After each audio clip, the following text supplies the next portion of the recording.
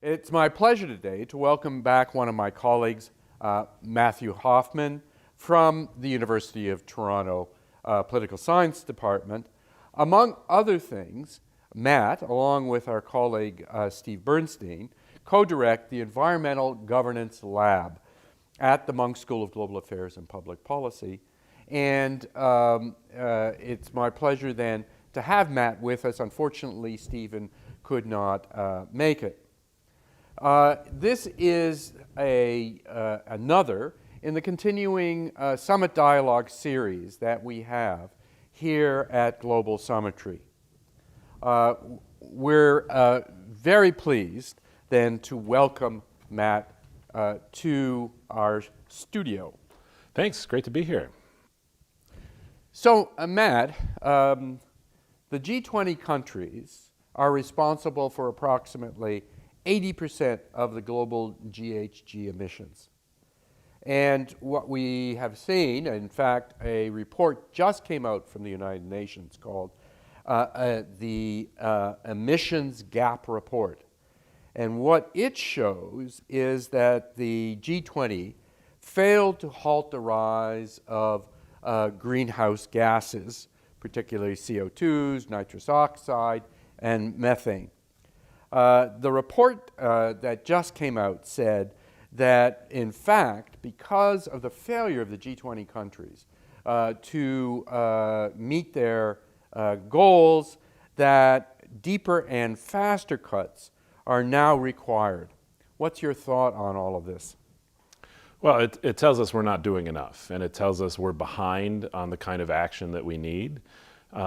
We had thought that emissions had peaked. They had sort of looked like they'd flattened out in the 2014 to 2016 range, but now it's clear that globally emissions are continuing to rise, and we're flat out not doing enough.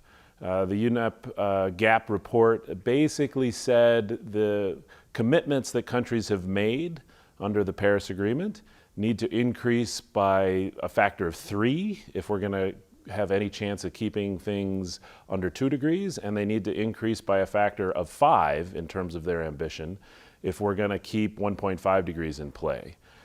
And this is big. This means that from now through 2030, countries are looking at, and globally what we're looking at, is having to decrease emissions by 7.6% per year.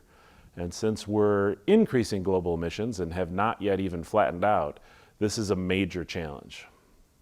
So let me ask you about the two largest emitters first of the G20 countries. What's the situation with the United States? We're all aware of the fact that this current administration is seeking to extract the United States from the Paris climate change accord. So what's the situation with the U.S.?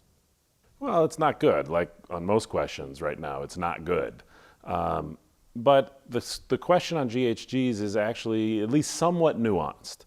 At the federal level, if we're talking about what the U.S. national government is doing, they're doing nothing. And in fact, they're doing worse than nothing. They're actively trying to repeal almost anything that could have been considered a good national plan for climate change. That said, the U.S. is at least close to on track for meeting some of its goals, some of its Paris targets, but that's because you've got significant action at the municipal level, and you've got significant action being taken by states, U.S. states like California, New York, and others.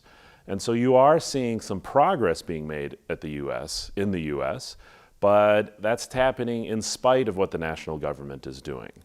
And the U.S. has also sort of re-upped its goal of quitting the Paris Agreement. And so they re-announced this fall that they're going to pull out in next year.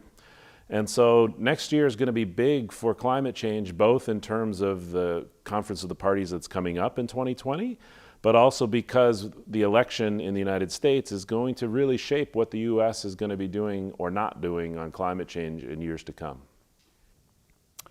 Let me now turn to China, and in a recent article in the Financial Times entitled "Climate Change: How China Moved from a Leader to a Laggard," there was an examination of China's commitments and meeting its commitments for GHGs.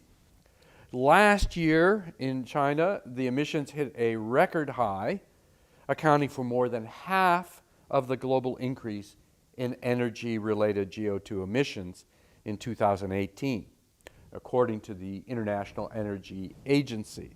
This year, Chinese emissions are expected to grow about 3% from 2018. What is happening in China? Yeah, well, this is another one where we thought that Chinese emissions had peaked, and very early. And we have to put this in the context of what their nationally determined commitment is, what they've actually promised the international community. They've promised to peak their emissions by 2030. That's not a super ambitious goal given where their emissions were the last couple of years, but according to most sources, they're still on track for that. So the problem isn't what they're on track for. The problem is that the Chinese, along with the rest of the world, need to increase their ambition. And what we're not seeing is a ramping up from that ambition of peaking by 2030. And that's what we really need to see out of the Chinese in the next couple of years. That said, it's hard to criticize the Chinese too much around climate change, precisely because they've been a leader in renewable energy. We just need them to do more, and we need them to not backslide. And I think that some of this also comes from some of the conflict between the United States and China is in the context here, and remembering that China's big push for acting on climate change came at least in part because of a US-China condominium before the Paris Agreement, where those two major powers, the two largest emitters, agreed to act more in concert. And obviously we're not seeing that now. Lastly, let me raise with you three countries of the G20, namely South Korea, Canada, and Australia.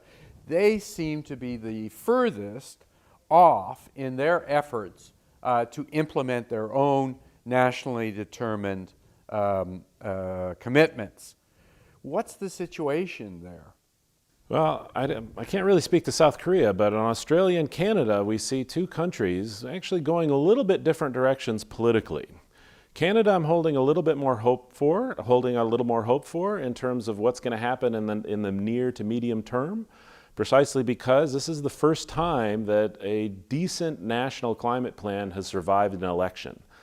And that's actually pretty big. And so if the Trudeau Liberal minority government is able to build on the national plan, hopefully we'll start to see Canada moving towards and getting more in line with its Paris commitment. I'm not saying that that's a certainty, but that's at least something that's in the cards. Australia's gone the other direction. Australia expected, I think most observers expected Australia to usher in their last national election last spring, a government that was going to be much more climate friendly, and they went the opposite way. And right now, even in the midst of historic bushfires, you have a government that is saying, don't talk about climate change, and is planning for not ramping down fossil extraction, but for ramping it up, fossil energy extraction. And so Australia is probably one of the most worrying cases in terms of their trajectory away from their commitments. Yeah, with respect to Canada and Australia in particular, both of them are large energy producers. So even in the context of them meeting nationally determined commitments, the NDCs, nevertheless, they are exporting energy, Canada by way of pipelines. Australia has made a determination that it's going to open up a new field in Queensland and transport coal to India. So what's the situation there for these two? Yeah, and this is the huge problem that Canada and Australia face, that they are whether or not we can argue about how dependent these economies are on fossil energy extraction, but they have significant fossil energy extraction interests, and that's a big part of both of these economies.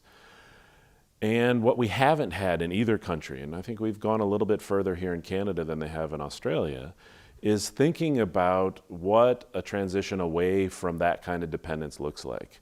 And even mentioning a transition away from it raises all kinds of regional politics in Canada that is, as an understatement would call it, sticky.